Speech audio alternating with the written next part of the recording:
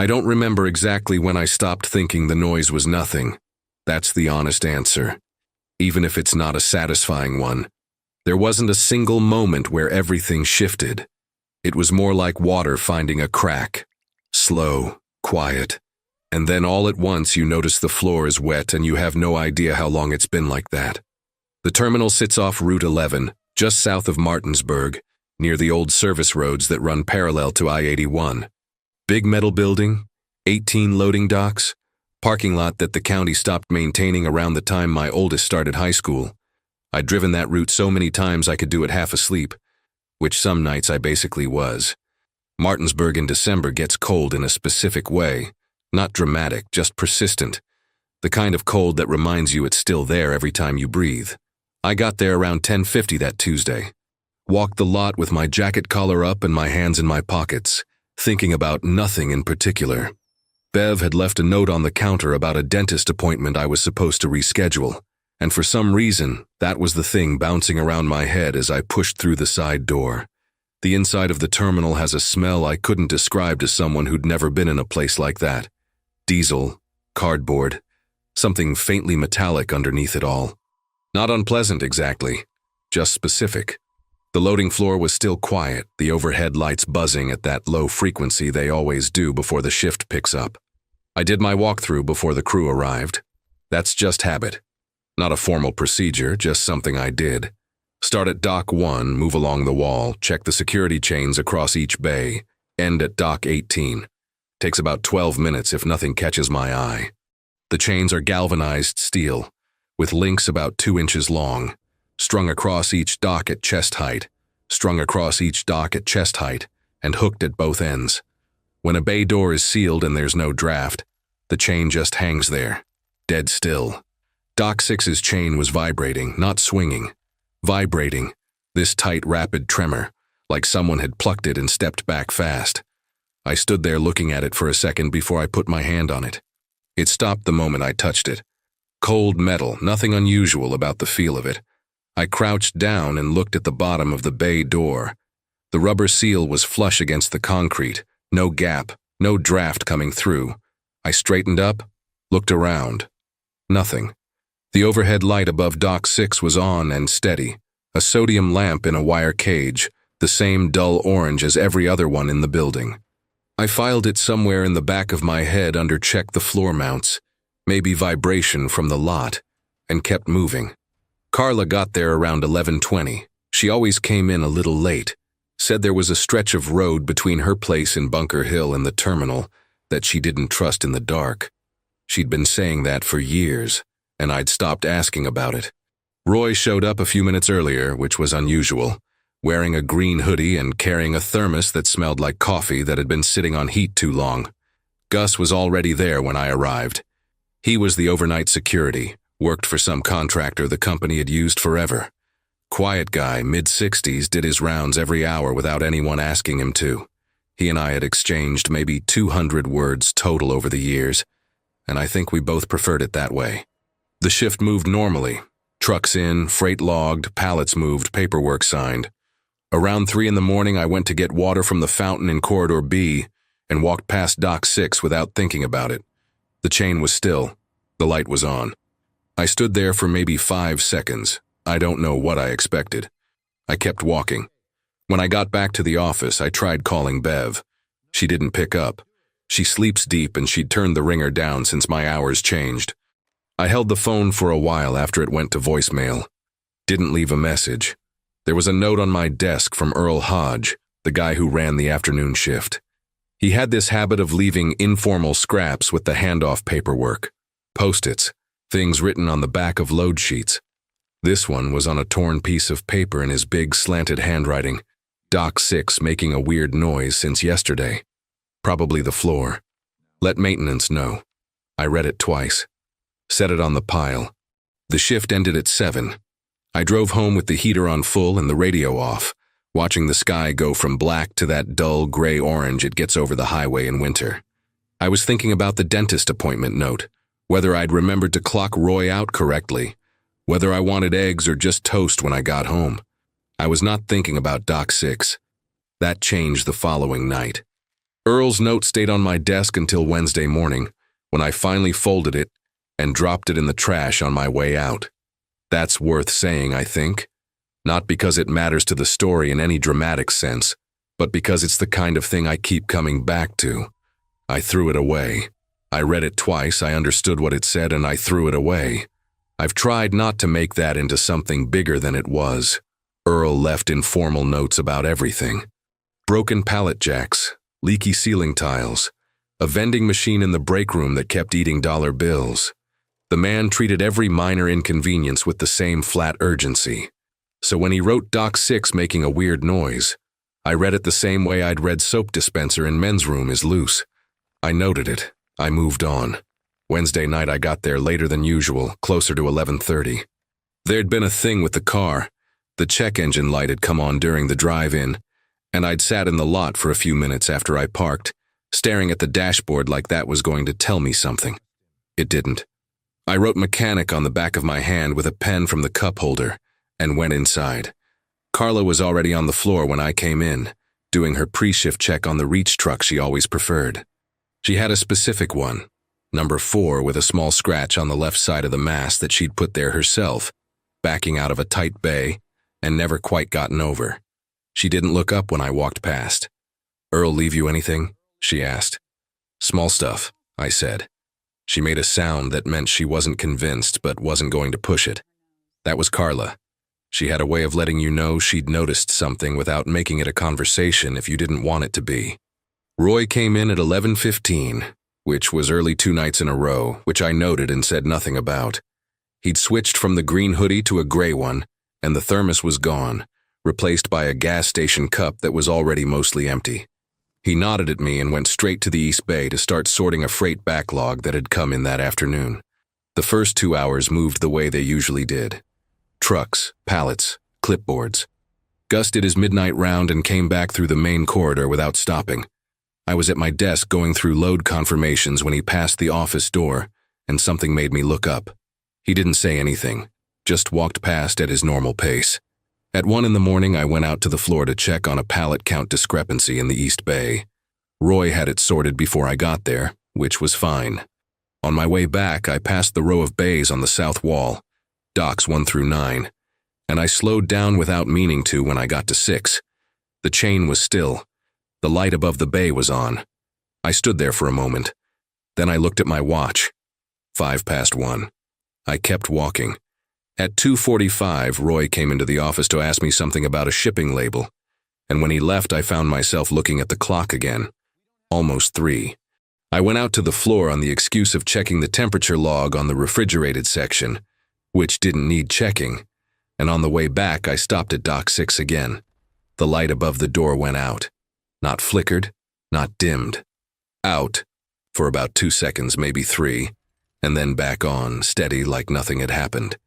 The chain was vibrating with that same tight tremor I'd seen 2 nights before. I put my hand on it. It stopped. I looked at the bay door, looked at the light, looked at the rubber seal along the bottom of the door, which was pressed flat against the concrete floor the way it always was. I knocked on the metal of the door with my knuckle. Twice, lightly, the way you'd knock on a wall to find a stud. The sound it made was flat and close, no resonance behind it, just the dull sound of a sealed panel. I went back to the office and wrote the time in the margin of a load sheet. 2:58 a.m. Then I wrote light, chain next to it. Then I looked at what I'd written and felt faintly ridiculous, so I flipped the sheet over. Around 4, Carla came in for a coffee refill. She stood in the doorway for a second before she said anything. "It does it around 3, she said. I looked up. "The light," she said. "And the chain, I've seen it twice before tonight. Always around 3. I asked her when she'd first noticed. She thought about it. "Last week sometime, maybe Thursday." She tilted her head slightly. "I figured you already knew." I didn't say anything to that. She poured her coffee and left. I sat with the flipped-over load sheet in front of me and thought about Earl's note, which was at the bottom of a trash bag that had already been taken out to the dumpster. I thought about the fact that Carla had seen it more than once, had tracked the timing, and had assumed I was already aware. I thought about how neither of us had said anything to the other until that moment, and I'm still not sure why. It wasn't disbelief, exactly. It was more like, you know how you notice something odd in a room, and your first instinct is to check if anyone else sees it before you commit to having seen it yourself. It was like that. Nobody wanted to be the one who said, I think something is wrong with Doc 6 before someone else confirmed it was real. Gus did his 3 o'clock round. He came back through the corridor 8 minutes later, which was faster than usual. He passed the office door without looking in. I checked the clock, 3:14. I wrote Gus, fast round in the margin. Keywords. Chapter 3. Carla, pattern confirmed, timing, metal pressure, cold air, Doc 6, silence. Roy, Gus avoidance, sensory detail, dread without name, Martinsburg winter. Carla brought it up again on Thursday, which surprised me. She wasn't the type to revisit something once it had been acknowledged. Usually she'd name a problem, wait to see if you were going to deal with it, and move on either way.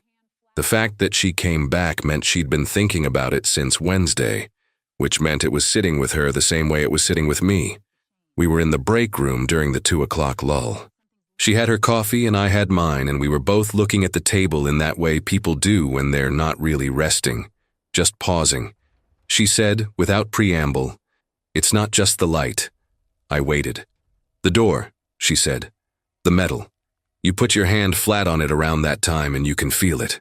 Feel what? Pressure. She wrapped both hands around her cup. Not vibration like the chain. Something lower. Like something's leaning against it from the outside. I thought about that. The bay doors at the terminal are corrugated steel panels, counterweighted, sealed at the bottom with a rubber gasket. They're not thin. They're built to take the nose of a truck backing in at moderate speed without buckling. I'd seen one take a forklift clip at a bad angle and come away with a small dent. They're not the kind of thing that transmits a lot from outside.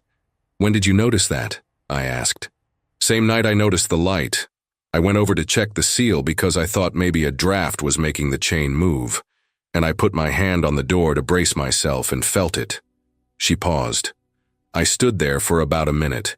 It was consistent. Not a pulse, not a rhythm. Just wait. I nodded like I was processing new information, which I was, but I was also trying to figure out why she'd waited 2 days to tell me the specific part that mattered most. I didn't ask. I already knew the answer because it was the same reason I'd flipped that load sheet over. We finished our coffee and went back to the floor. I didn't go near Doc 6 until almost 3. I told myself that was coincidence. I had things to check on the north wall, a pallet count to verify, a seal on Doc 11 that maintenance had flagged but not fixed. All of that was true. The timing was not coincidence. The south wall was quieter than the north at that hour. Docks 1 through 9, all sealed, the overhead lights making that low buzz against the cold. My breath came out visible. The terminal's heating is adequate for the main corridor and the break room and not much else. On the floor in December, you feel the outside temperature through the walls in a way that isn't exactly uncomfortable, but reminds you the building is just a shell between you and the weather. Dock 6 looked the same as every other bay.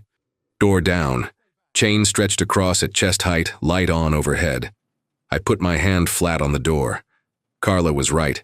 It wasn't vibration, not the kind that travels through metal from a mechanical source. It was something more diffuse. A low, continuous pressure that I felt more in my palm than my fingertips, like holding your hand close to a speaker playing a frequency below what you can properly hear. I stood there with my hand flat on the cold steel and counted to 15 before I pulled it away. The chain was still. The light above the dock held steady, and then, in the space of a breath, went dark.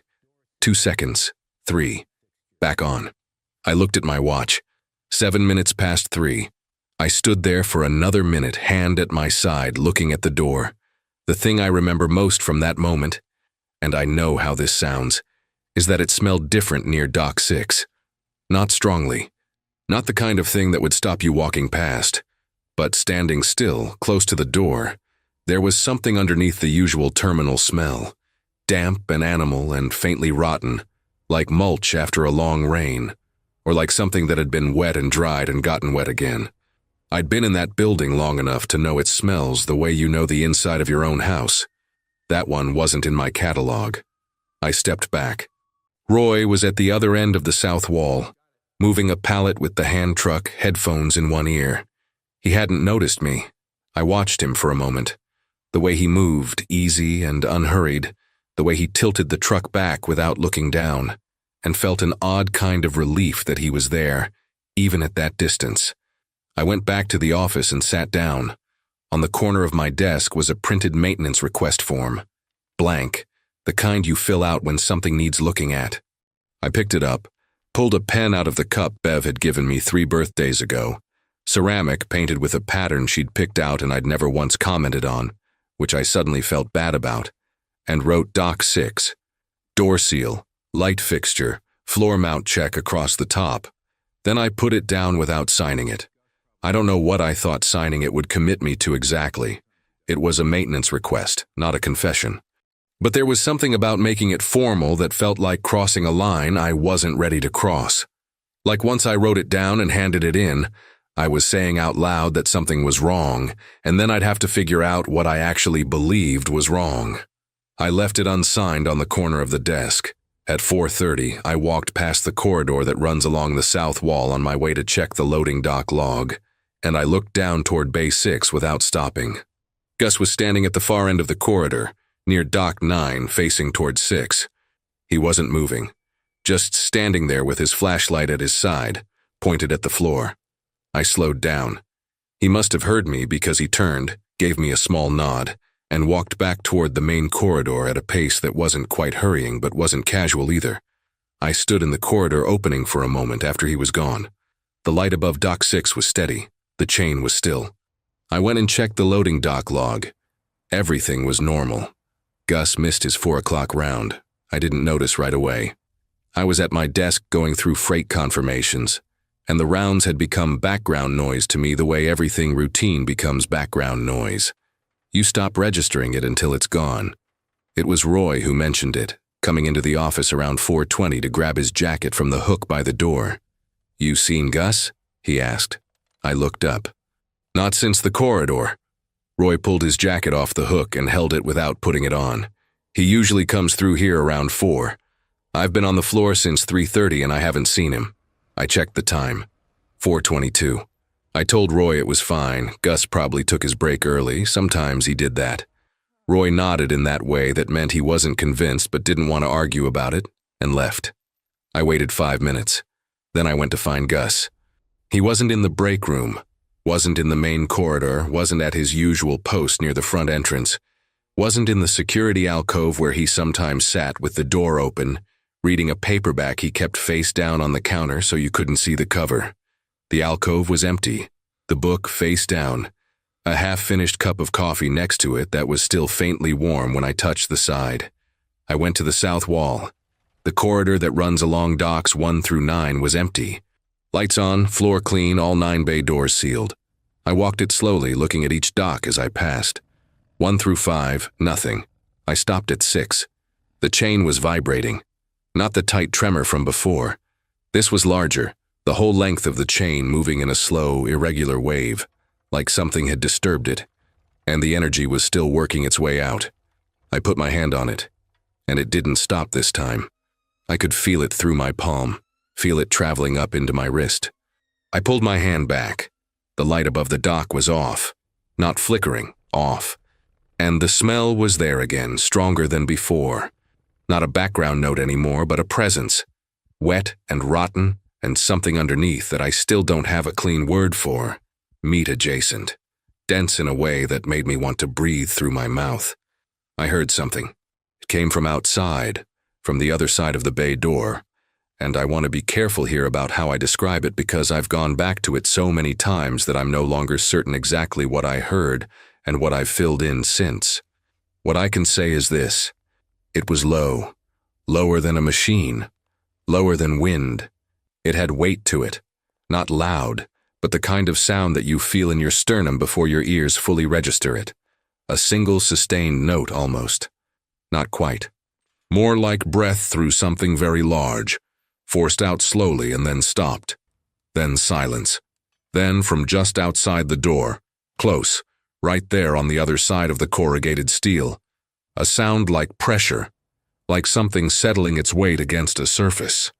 The door didn't move, didn't buckle or shift, but I heard the rubber gasket at the bottom compress slightly, a soft, defeated sound, and I watched the bottom edge of the door and saw, just for a second, the gasket flatten in one spot, maybe 2 feet from the right corner, like something outside was pressing down on it from above. I did not move, I'm not sure for how long. Long enough that my legs registered the cold coming up through the concrete, and my right hand, which had found the wall at some point, had gone stiff.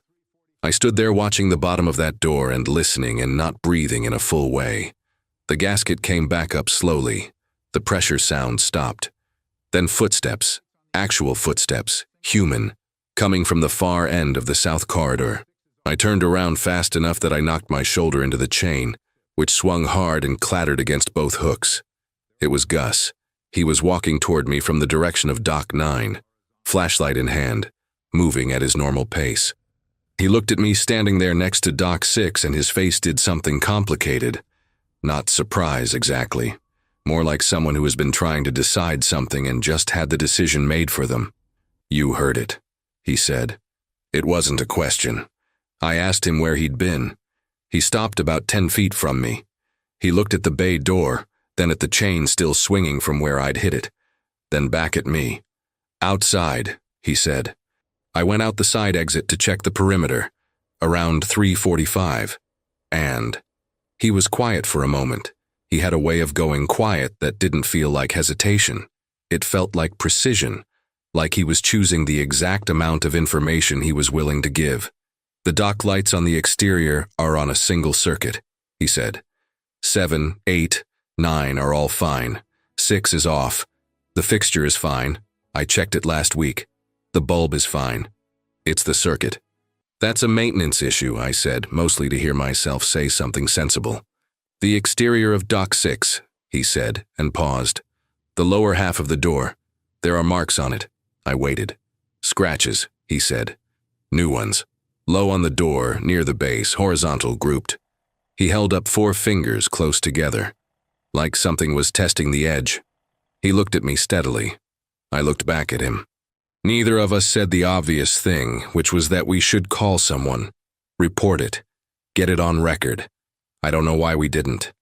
I think we both understood, without discussing it, that saying it out loud would require us to describe what we thought had made those marks, and neither of us was ready to do that yet.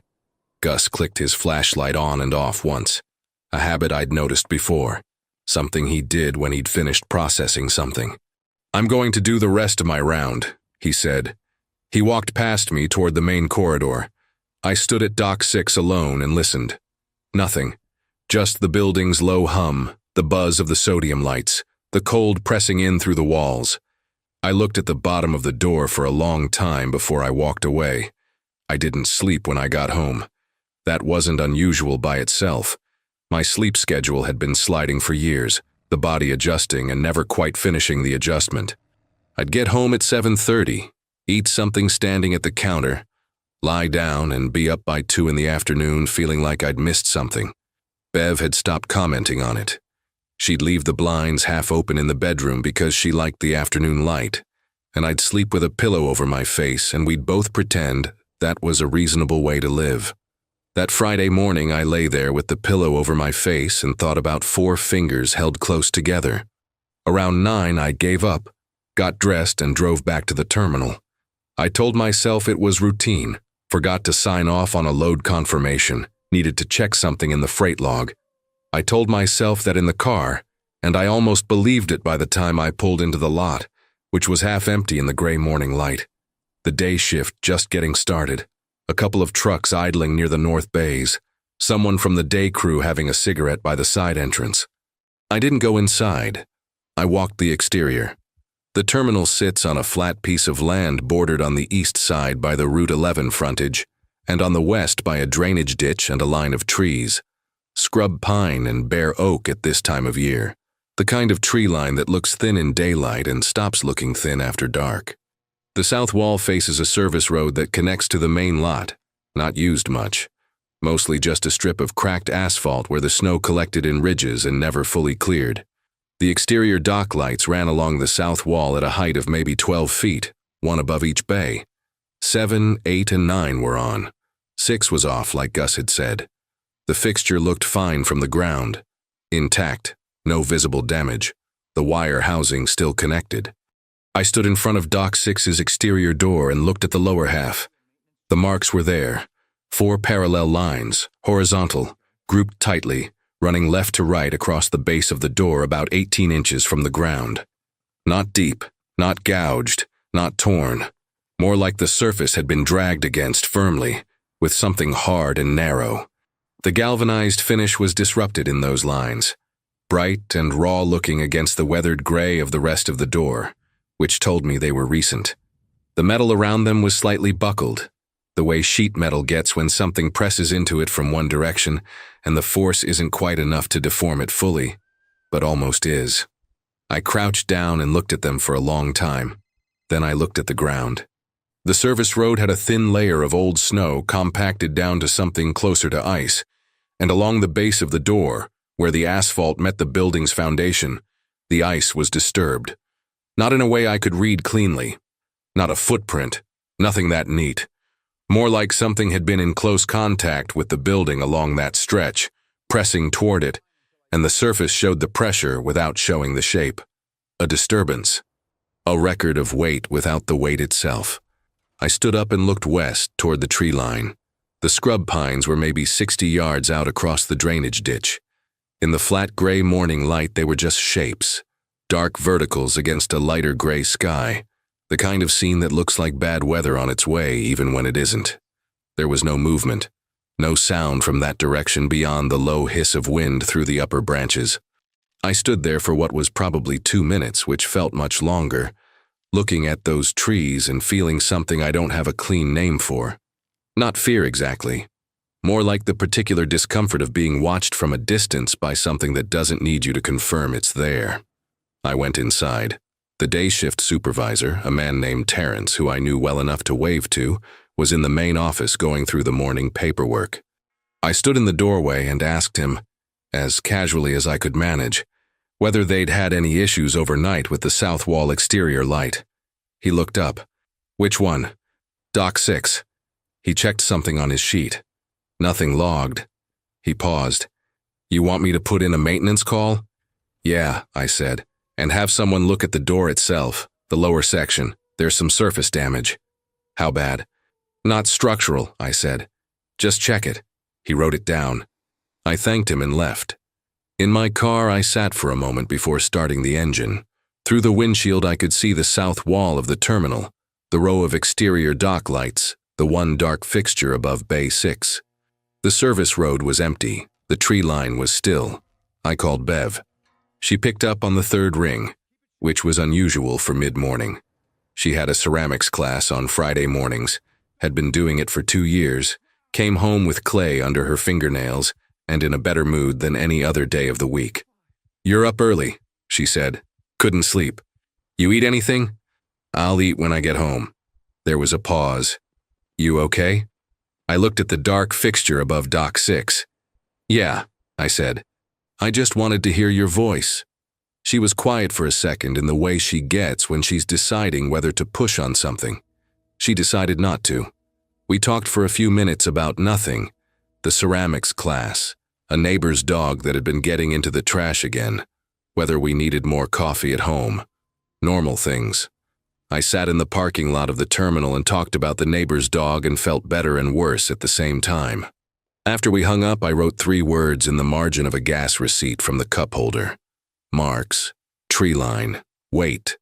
I looked at them for a moment, then folded the receipt and put it in my jacket pocket.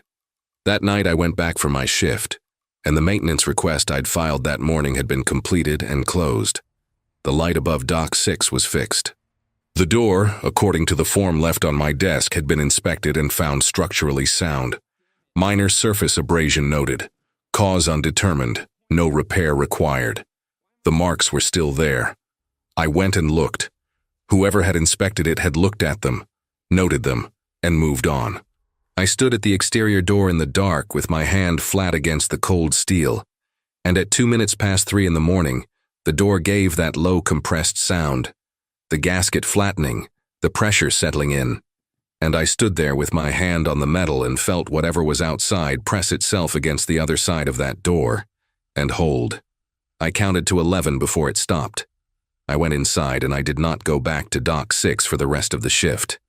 Roy was gone for 40 minutes on Saturday night and didn't mention it when he came back. That was the part that stayed with me. Not the absence itself. People stepped out, took longer breaks than they should, walked the lot for air when the shift got heavy. That happened. What didn't happen in my experience was coming back from 40 unaccounted minutes and saying nothing. Roy was not a quiet person by nature.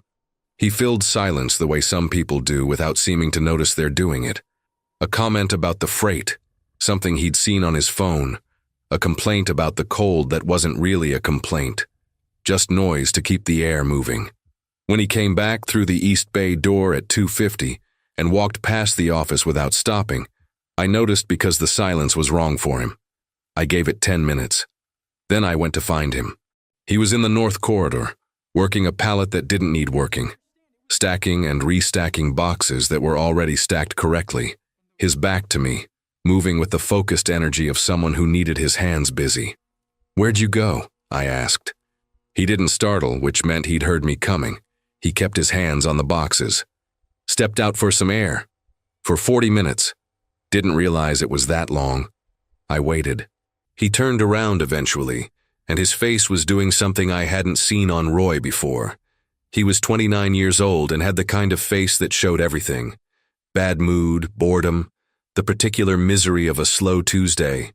What it was doing now was trying very hard not to show something, which on his face was almost worse than just showing it. "I went around the south side," he said. I kept my voice flat. "Why?" He looked at the boxes. "I heard something, from outside. I was near Dock 4 and I heard something from the exterior and I thought, I don't know what I thought. I went around to look. And?" He was quiet for a moment. "There was something in the lot, near the service road." He stopped. "Roy, I don't know what it was," he said, and the way he said it made clear that he had some idea and didn't want to have it. It was dark, and it was far enough out that I couldn't. It wasn't near the lights. It was on the far side of the service road, near the ditch. I saw it moving, and then it stopped moving, and I stood there, and it just stayed there. Just stayed there, in the dark, not doing anything. How long? Long enough that I should have gone back inside a lot sooner than I did. He looked up at me. "It was big, Dennis, whatever it was. It wasn't a deer." I said nothing. "I know what a deer looks like," he said. "I've hit 2 of them on Route 9 in the last 3 years. I know what they look like in the dark when they stop and look at you. This wasn't that." The North Corridor hummed around us. Somewhere in the building, a pallet jack beeped twice. Carla probably maneuvering in a tight bay. The sound was ordinary and very far away. "Did it come toward you?" I asked. "No," he paused. "It didn't move at all. That was almost the worst part. It just held there, like it was waiting for something." He picked up one of the boxes and put it back in the same position it had been in. Then I came inside. I told him he did the right thing. I told him it was probably an elk. They came down from the hills west of Martinsburg sometimes in winter, when the food got scarce, and they could look enormous in bad light near a dark tree line. He nodded like he was willing to accept that if I was willing to say it with a straight face, which I was. I went back to my office and sat down. Carla appeared in the doorway about 10 minutes later. She didn't say anything immediately, just leaned against the frame with her coffee and looked at me in that leveled way she had. "Gus isn't at his post," she said. "He's probably on his round. His round was at 2. It's 3:10. I looked at the clock. She was right. "I walked past the security alcove," she said. "His book is there. Coffee's there. He's not." I got up. We found him at the east entrance, standing just inside the door with his hand on the push bar, looking out through the narrow vertical window set into the door panel. He was completely still. He didn't hear us come up behind him, or if he did, he didn't react. which for Gus was more alarming than anything else. I said his name. He turned around slowly. His face was neutral in the way that takes effort to maintain. "Something crossed the lot," he said. "From the tree line toward the service road, about 20 minutes ago. I've been watching to see if it comes back."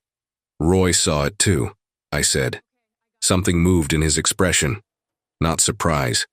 More like confirmation of something he'd been hoping not to confirm. He looked back through the window for a moment, then let go of the push bar and stepped back. "I'm going to call my supervisor," he said.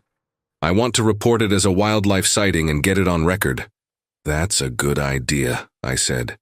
He nodded and walked toward the security alcove. Carla and I stood at the east entrance and looked at each other. Through the narrow window, the lot was dark and empty. The service road was a pale strip of compacted snow. The tree line beyond the drainage ditch was a dark mass against a slightly less dark sky. Nothing moved.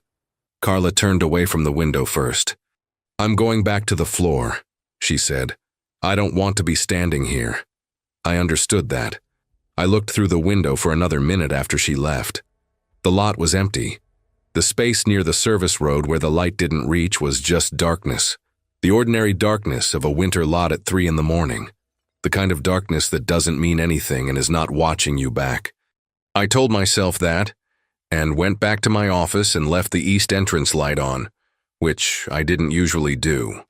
At 4:15, Gus came to my doorway and said his supervisor had logged the wildlife sighting.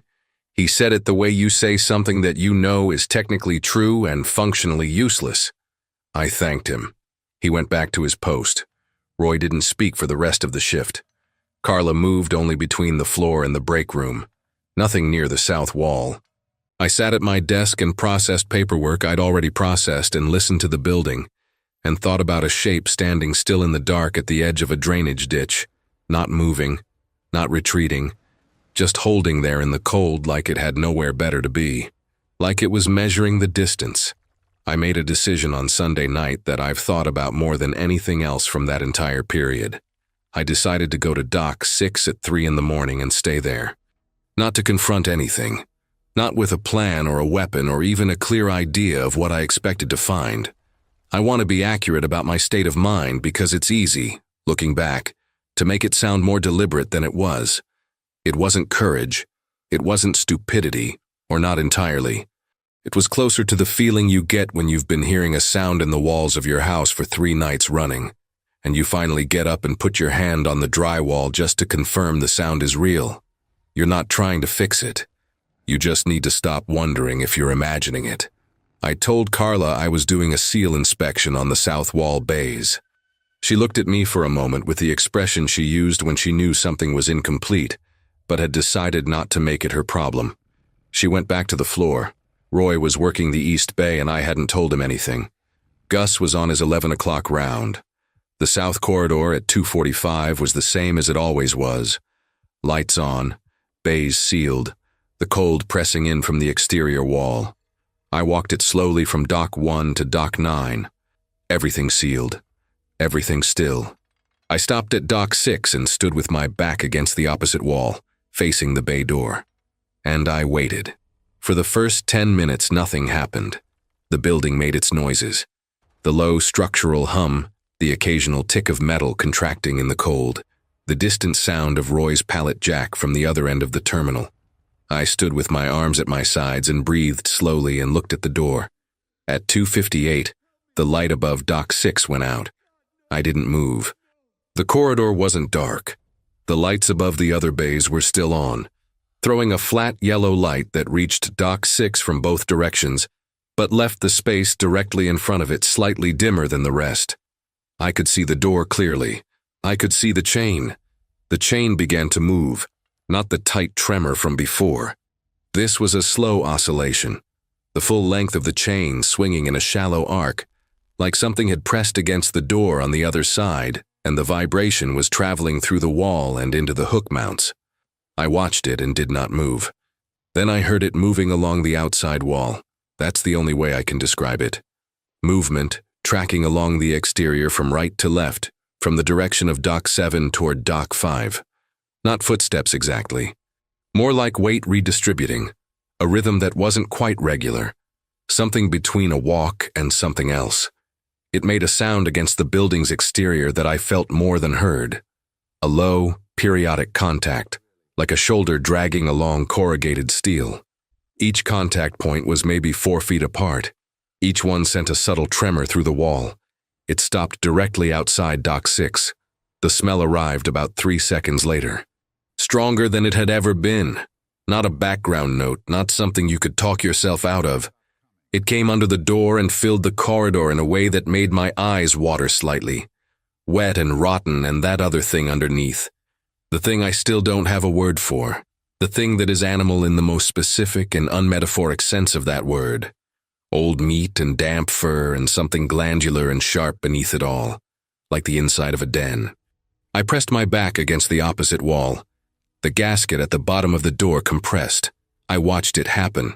The rubber seal flattening in a line from right to left, slowly, as something outside ran its weight along the base of the door. Not a single pressure point. A continuous one. Long. Then something moved in front of the gap at the base of the door. The gap was small, maybe a centimeter between the compressed gasket and the floor, where the concrete had settled slightly unevenly over the years.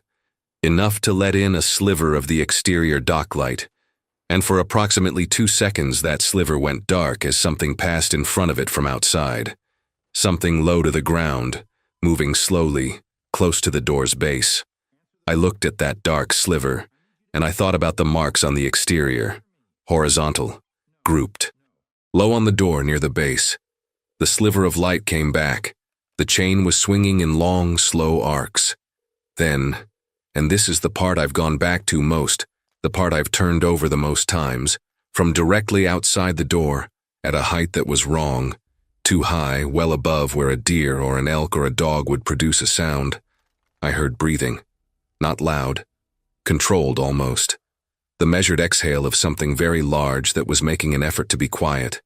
It came through the steel door the way sound comes through a wall when someone is standing on the other side of it, and it lasted for maybe 4 seconds, and then it stopped. Then nothing. I stood against the opposite wall for what I believe was another 6 or 7 minutes, though it felt longer. The smell dissipated slowly, the chain swing reduced to a tremble, and then to stillness. The light above Dock 6 came back on at some point. I couldn't tell you exactly when, because at some point I realized I was looking at the floor and not the door, which I think was my mind's way of giving itself somewhere else to be. When I finally moved, it was because I heard Gus's footsteps at the far end of the corridor. He walked toward me at his usual pace and stopped about 15 feet away. He looked at Dock 6, then at me. Then he looked at the floor near the base of the door. "You okay?" he said. "Yeah." He nodded slowly. He looked at the door again and said nothing for a long moment. "It's not going to stop coming," he said. Not dramatic, just flat, the way he said most things, like he was reading a maintenance report. I looked at him. "It's been here longer than a week," he said. "I think it's been coming here for a long time and we just started noticing." He clicked his flashlight on and off once. "Whatever it's looking for, it hasn't found it yet." I thought about that. "Or it has," I said, "and it's figuring out how to get to it." Gus looked at the door one more time. Then he continued his round without another word, his footsteps fading back toward the main corridor. And I stood in the south corridor alone with the sealed bays and the yellow light, and the smell that was almost gone now, but not entirely. And I thought about breathing through steel. I thought about how large something would have to be for its exhale to carry through a corrugated door. I went back to my office and I called Bev, and she didn't pick up, and I sat with the phone in my hand for a long time after. The door opened at 3:17 on Monday morning. Not all the way. Not the way a truck backs in and the whole panel rolls up on its counterweight. Just enough. Maybe 18 inches of clearance from the floor, the bottom edge lifting with a sound like a long exhale of compressed air, the rubber gasket peeling away from the concrete in a slow, deliberate way that was worse than any sudden violence would have been, because it was controlled. Because whatever was on the other side understood the mechanics of the door well enough to lift it from below rather than break it, And that understanding was the most frightening thing I had encountered in my life up to that point. I was in the South Corridor when it happened. I don't know what brought me back. I'd gone to my office after Chapter 7 ends, after Gus's round, after the phone call Bev didn't answer, and I'd sat at my desk for 40 minutes doing nothing useful. Around 3, I got up. I told myself I was going to check the freight log one more time. I walked the main corridor, turned left at the South Wall Junction, and stopped. The light above Dock 6 was off. The chain was on the floor. Not hanging loose. On the floor, both hooks still attached to the wall brackets, but the chain itself lying flat against the concrete in a straight line, like something had pressed it down from above with enough force to pull the slack out of both ends simultaneously. The hooks were bent, not broken, bent, the galvanized steel deformed in a smooth arc, the way metal bends when force is applied slowly and with great patience. I stood at the entrance to the South Corridor and looked at the chain on the floor and the bent hooks and the door, which was still sealed, and then the door began to move. The lift was from below, from the right corner first, the panel flexing upward with a low groan of stressed metal. Then the left side came up to meet it, and for a moment the bottom edge of the door bowed upward in the middle, like something was pressing up against it from outside along its full width, and the metal screamed, a high compressed sound that I felt in my back teeth, and then the right corner found clearance, and the door lifted 18 inches and stopped. The smell hit me like opening a car door that's been parked in the sun for a week over something dead. I did not run. I want to say I made a tactical decision to stay still, but the truth is simpler and less flattering. My legs did not work correctly for approximately 10 seconds. I stood at the corridor entrance with my back against the wall and watched the 18-inch gap at the bottom of Dock 6 and breathed through my mouth and could not move. The exterior was dark. The outside dock light above Bay 6 was still off. It had been off for days. What little light reached that gap came from the adjacent fixtures, weak and oblique, enough to show the concrete of the service road outside and nothing else. For a moment, nothing came through. Then the hand appeared. I'm going to use that word because it's the closest one I have, but I want to be clear about what I mean and what I don't mean. It was not a human hand. It did not have the proportions of a human hand. What came through that gap first was a set of digits, 4 of them visible, a 5th partially, attached to a palm that was too wide, covered in skin that was grayish and pulled tight over the underlying structure in a way that suggested the structure beneath was wrong, not built along the lines of anything I had seen before. The knuckles were pronounced and oddly positioned. The nails, and I am going to call them nails because I don't have a better word, were thick and opaque and not uniformly shaped, the kind of growth that suggested no maintenance and no need for it. The hand moved along the floor of the corridor, feeling the concrete. Slow, methodical. Behind it, through the gap, I could see the outline of a forearm. The scale of it was what my brain kept rejecting. The proportion between what I could see and the height of the gap, the implication of what remained outside. I could see perhaps a third of one limb, and the arithmetic of the rest was something I did not want to complete. I heard myself make a sound, I don't know what kind. The hand stopped. The fingers spread against the concrete floor, all 5 of them now visible, pressing flat in a way that looked like listening, if listening is something you can do with a hand, which I would not have said before that night. The tips of those fingers were 8 feet from where I was standing. Then from somewhere behind me, from the main corridor, from the direction of the loading floor, Roy's voice, loud and completely ordinary, calling my name, asking if I'd seen the manifest for the overnight truck. The hand pulled back, fast, faster than anything that size should move. It was through the gap and gone before Roy's voice had finished echoing, the door dropping back to the floor with a sound like a gunshot, the rubber gasket slapping concrete. The chain on the floor jumped with the impact. Roy appeared at the corridor entrance behind me. There you are. Did you hear that? I turned around. He was looking past me at the bay door, at the chain on the floor, at the bent hooks. What happened to the chain? He said. I opened my mouth, closed it. Dennis. His voice had changed. What happened to the chain? Get Carla, I said. Get Gus. Don't go near Dock 6 and don't go outside. Tell them the same. He looked at me for a long moment. Roy, who filled silence, who always had something to say, said nothing. He turned and went back toward the main corridor at a pace that wasn't quite running. I stood at the entrance to the south corridor and looked at Dock 6. The door was sealed. The light above it was off. The chain was on the floor with its bent hooks pointing at the ceiling like something gesturing at nothing. The smell was already fading. I thought about Bev's ceramics class. I thought about the way she came home on Fridays with clay under her fingernails and in a good mood, and how I never asked what she made, just whether she had a good time, and she always said yes, and I always nodded and went back to whatever I was doing, and I thought that was an extraordinary thing to have wasted, those Friday afternoons, that small available happiness. I don't know why that was the thing I thought about. Behind me I could hear Roy's voice, then Carla's, then Gus's, all of them moving toward the south corridor. I kept my eyes on Dock 6 and listened to them come, and I was very glad they were coming, and I did not look away from that door until all three of them were standing beside me. We called the police at 3:41. Carla made the call because I couldn't find the right words and she could, which didn't surprise me. She told them there had been an attempted forced entry on the south loading bay, that the security hardware had been damaged, and that the intruder had fled. All of that was technically true. The dispatcher asked if anyone was injured. Carla said no. The dispatcher said a unit would be there within 20 minutes. Gus unlocked the exterior side gate for them without being asked. 2 officers arrived at 4:05. Young, both of them.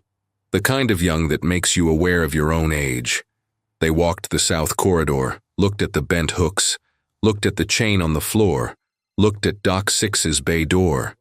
One of them crouched and examined the base of the door with a flashlight. He stood up without saying anything, and they both went outside to check the service road. They were out there for about 8 minutes. When they came back in, the one who had crouched asked me how many employees were on shift. I told him 4, including myself. He wrote that down. He asked if we had exterior cameras covering the south wall. I told him the camera above Dock 6 had been malfunctioning for 2 weeks. Maintenance had it on the list. He wrote that down too. He asked what we thought had caused the damage to the chain hardware. I told him I didn't know. He looked at me in the way that means he understood I was being incomplete, but had decided not to push it at 4 in the morning in a cold loading terminal. He gave me a card, told me to call if anything else came up, and they left. Roy watched their cruiser pull out of the lot from the east entrance window. None of us went back to the south wall for the rest of the shift. At 6:50, 10 minutes before the day shift arrived, I sat in my office and wrote an incident report. I described the damaged chain hardware, the compromised bay door seal, the exterior damage consistent with vandalism. I used the word vandalism 4 times. I did not use any other word.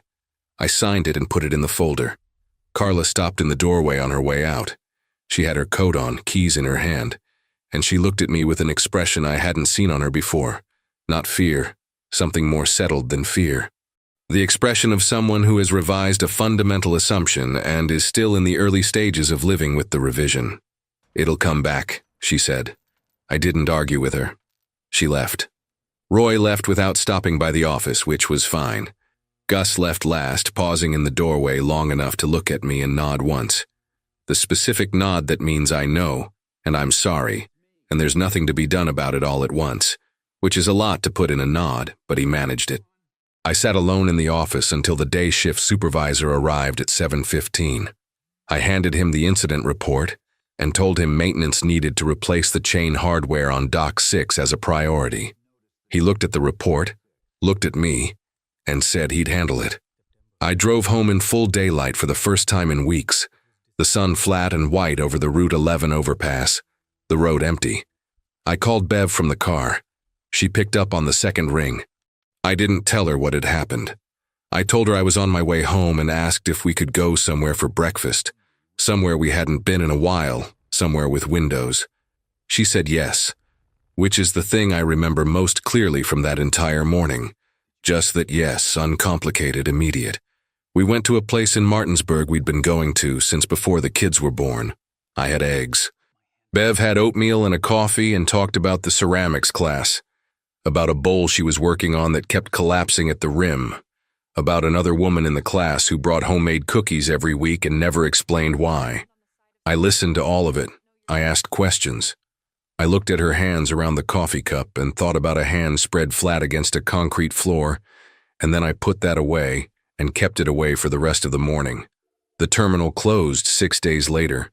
Insurance assessment, pending structural review, company decision made quickly and without much explanation.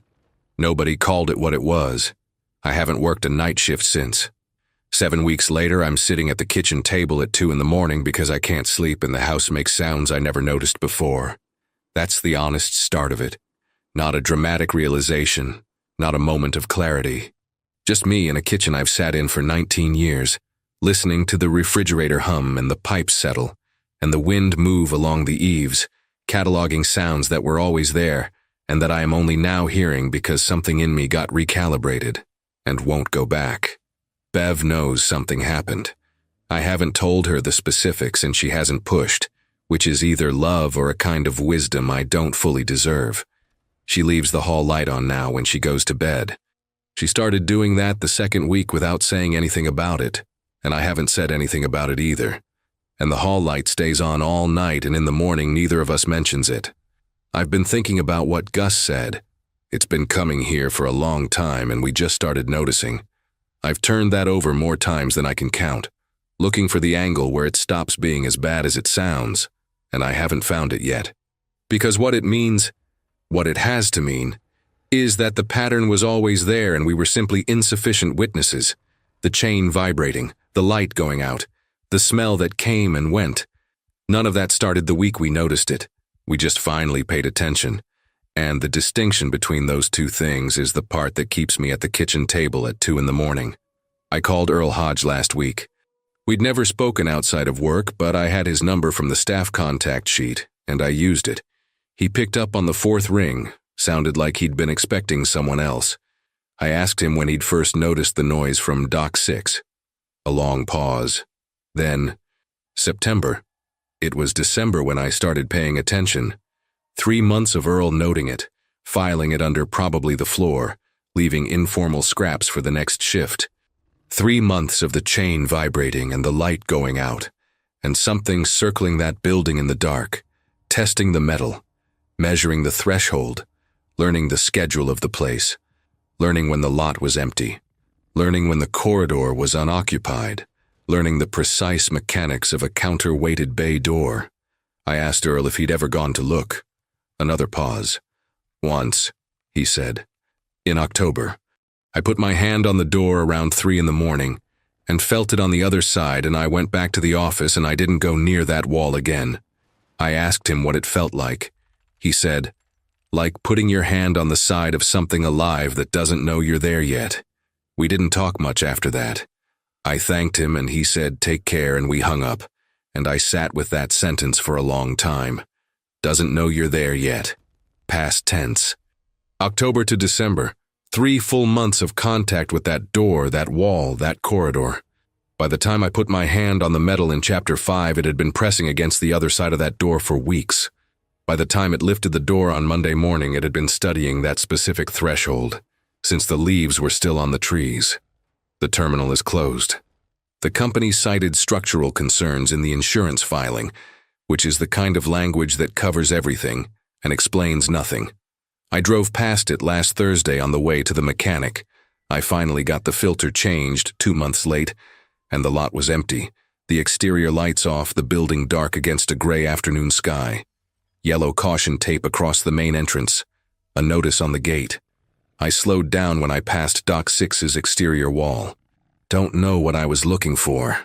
The service road was empty. The drainage ditch was frozen. The tree line beyond it was bare and still and ordinary in the flat winter light. I didn't stop.